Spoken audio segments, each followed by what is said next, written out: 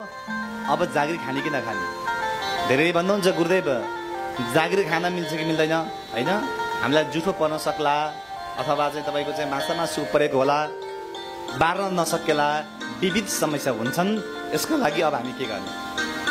बाह्रमष्ट कुलले पनि के भन्नुहुन्छ भने कुल देउता आएको हामी घरमै बसेर गुजारा चल्दैन।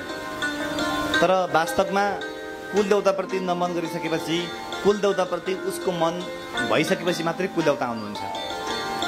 तर जागिरमा जानका लागि नेपाल आर्मी, नेपाल प्रहरी, सशस्त्र प्रहरी, निजामती क्षेत्र, देश विदेशको यात्रा जहाँ पनि जान मिल्छ। कुलको हामीलाई जहाँ जान पनि कसैले पनि रोक्दैन, केही पनि रोक्दैन। एक कुरा। दोस्रो कुरा, म यही काम गर्छु, यही कामप्रति समर्पित गर्छु, समाजसेवी काम गर्छु, मन्त्र सिक्छु, ज्ञान लिन्छु, विद्या लिन्छु, अरूको सेवा गर्छु भन्छ भने त्यो आफ्नै पाटो भयो।